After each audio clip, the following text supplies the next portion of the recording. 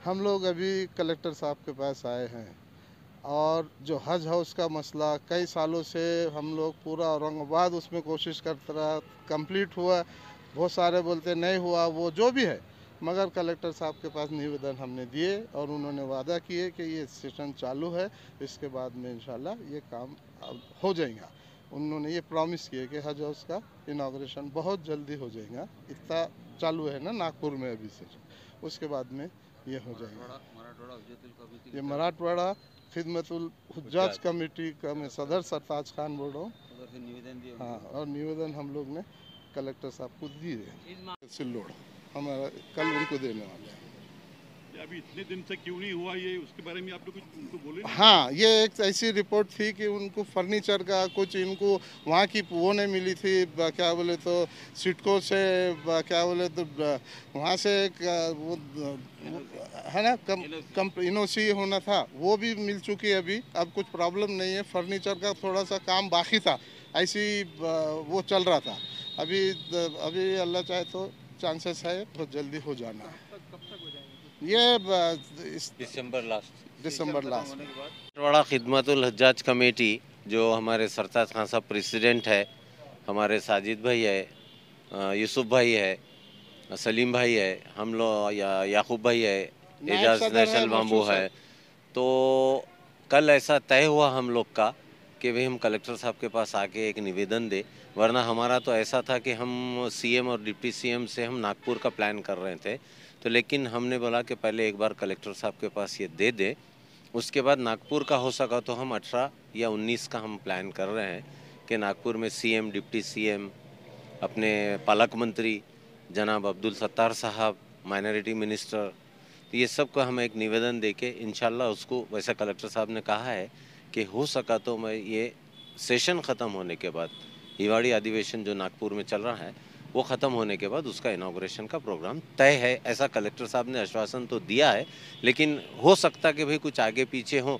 हम भी ये चाह रहे हैं कि भाई 31 दिसंबर से पहले अगर ये इनाग्रेशन हो जाए, क्योंकि सरकार का कुछ समझ में नहीं आ रहा। कभी कोई कह रहा है कि सुप्रीम कोर्ट की ऑर्डर आ गई तो सरकार गिर सकती है।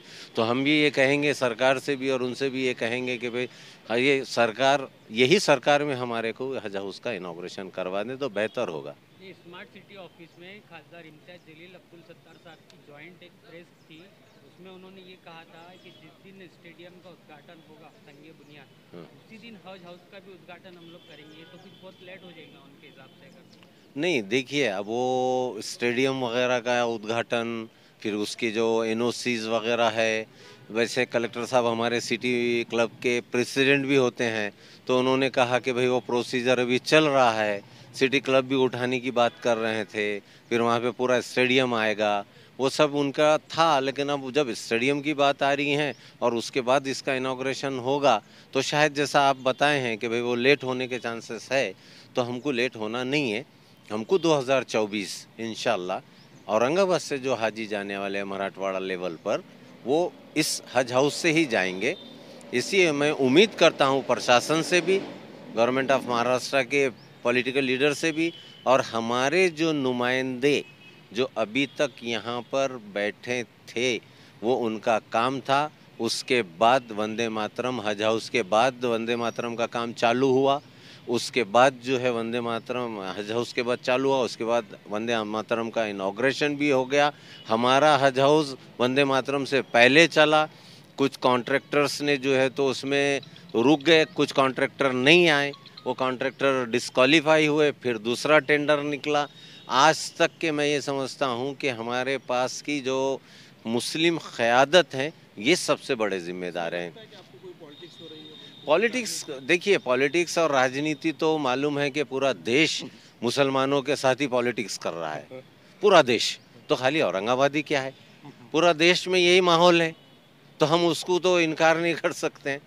जहाँ पर जिनको सत्ता पर बैठना है, तो सबसे अच्छा सॉफ्ट सॉफ्ट टारगेट मुसलमान होता है। नहीं, आप एक जज कमेटी के एक जो है तो वाइस प्रेसिडेंट है। वाइस प्रेसिडेंट है। हाँ। फिर वंदे मातरम हाल की ओपनिंग हो गई है, फिर हज हाउस को क्यों टालम टाल किया जा रहा है? अरे भाई, हम वाइस प्रेसिडेंट है बोले तो हम ये जो हमारी सोसाइटी है उसके है, हम कोई गवर्नमेंट के नहीं है, कोई गवर्नमेंट से नहीं। अब टालम टोली जो है तो अब हम तो ये नहीं पूछ सकते ना साहब। हमारे पास तो कलेक्टर साहब है, हमारे पास मेंबर ऑफ पार्लियामेंट है मुसलमान, हमारे पास सत्तार भाई है मुसलमान, हमारे पास एमएम शेख गुजर चुके हैं, मेंबर ऑफ लेजिस्लेटिव काउंसिल के शेख साहब गुजरे हैं। कई लोग हैं अल्हम्दुलिल्लाह। ये लोग चाहते तो हो सकता था, लेकिन मैं ये समझता हूँ कि हो सकता कि आइन वक्त। अजी सबसे बड़ी ख़ास बात तो ये है कि हमारे नुमाइंदे 26 जो हैं हमारे नगर सेवक और मेंबर ऑफ पार्लियामेंट, ये लोग भी अगर औरंगाबाद के लिए सही काम करते तो माशाल्लाह से आज इनाग्रेशन हो सकता था। मैं अगर किसी को बुरा लगने वाली बात ना करा तो मैं अगर किया किसी को बुरा लग रहा होगा नुमाइंदों को, मुसलमानों को, तो मैं उनसे अदबन गुजारिश करता हूँ कि मैं माफ़ी भी मांग लेता हूँ। लेकिन एक दर्द था कि जो मेरे को हज हाउस का इनाग्रेशन पूरे औरंगाबाद के मराठवाड़े की शान है और वो मराठवाड़े की शान को आप लोगों के पास आनी चाहिए। औरंगाबाद एम्बार्केशन पॉइंट से जो फेयर जो अभी नोटिफिकेशन निकला है, उसमें दिखाया गया है तकरीबन 4 लाख रुपए यहाँ से फेयर लगने वाला है। 3,92,000 के ऊपर ही लगने वाला है और मुंबई से 3,05,000 का दिखाया हुआ है। इसके लिए आपका क्या कहना है कि लोगों ने, मराठवाड़ा के लोगों ने औरंगाबाद से जाना चाहिए या मुंबई से जाना चाहिए? ये मतलब बहुत बेजा उसका इजाफा है जो दिखाया जा रहा है। देखिए इसमें जो है तो ये सेंट्रल लेवल से जो होता है, सेंट्रल लेवल का जो हमारे स्मिता ईरानी मैडम, ऑनरेबल स्मिता ईरानी मैडम, वो अभी डिसाइड करेंगे। और ये जो रेट्स थे तो ये लास्ट ईयर के थे, लेकिन हमारे पास के जो सोशल मीडिया है या जो इस व्हाट्सअप यूनिवर्सिटी है, वो व्हाट्सअप यूनिवर्सिटी पे लास्ट ईयर के ही रेट चल रहे हैं।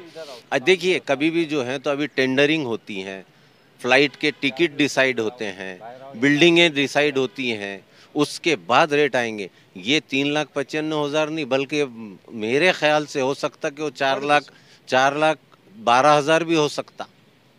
ये क्योंकि वो 3,95,000 और 3,02,000 वो बॉम्बे से था और वो लास्ट ईयर का रेट है। हर साल जो है वो लोग जब डिसाइड करते हैं एयर फेयर का, इमिग्रेशन पॉइंट की फ़ीस, ये वो अभी वो फाइनल हुआ नहीं है, लेकिन मेरे ख्याल से ज़्यादातर लोग बॉम्बे प्रेफर करेंगे क्योंकि वहाँ तीन हो सकता है। जब अगर यहाँ 4,12,000 हुआ तो हो सकता कि वहाँ पे 3,12,000 होगा। तो क्या कह रहा है उसके बारे में, आपका सजेशन क्या रहेगा? सजेशन ये है, सजेशन यही है। देखिए हम तो बहुत छोटे आदमी हैं, हमारे शहर ने एक हमारी क़यादत के वास्ते एक बड़ा आदमी भेज दिया है, लेकिन वो क़यादत अगर वहाँ पर स्मिता ईरानी के पास अगर वो क़यादत पहुँची और उसको अभी से अगर इस टिकट को लेकर चली तो वो क़यादत हो सकता कि बहुत माशाल्लाह कामयाब हो सके। क्योंकि आपको ये मालूम होना चाहिए कि 48 महाराष्ट्र में 48 मेंबर ऑफ पार्लियामेंट में सिर्फ एक ही मुस्लिम क़यादत महाराष्ट्र से गई हुई है और हमें उम्मीद है कि वो महाराष्ट्र की क़यादत में और शहर औरंगाबाद की क़यादत में हमारे हाजियाँ जो जाने वाले हैं वो हाजियों के जो इकोनॉमिकल कंडीशन है वो कंडीशन को मद्देनज़र रखते हुए वो शायद ये जो अभी सेशन चलने वाला है दिल्ली में, वो सेशन में इसकी मांग करके हम तो ये चाहेंगे कि वो 2,90,000 में ही ला लें तो बेहतर होगा, 3 लाख या बॉम्बे के रेट में ला लें तो बेहतर होगा। ये उम्मीद करता हूँ मैं कि हमारे मेंबर ऑफ पार्लियामेंट इसके ऊपर ज़्यादा से ज़्यादा ध्यान देकर पार्लियामेंट में जनाब आली जनाब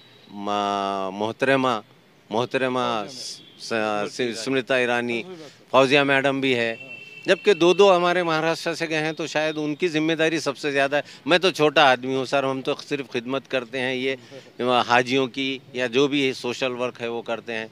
मेरी तो ताकत भी नहीं है कि मैंने पार्लियामेंट का गेट भी नहीं देखा हूँ, महाराष्ट्र सदन का मैंने गेट नहीं देखा हुआ हूँ, तो लिहाजा मैं ये लोगों से उम्मीद करता हूँ कि ये लोग कुछ कर सकेंगे। हज कमेटी जो है तो आपको खाली एक पावती देती कि इतने पैसे हमने आपसे रिसीव किए, लेकिन उसका इनवॉइस नहीं देती कि उन्होंने कहाँ पर कितना पैसा खर्च किया है। उसके बारे में आप एज ए खादिमुल हुज्जाज आप क्या एक्शन लेने वाले हैं?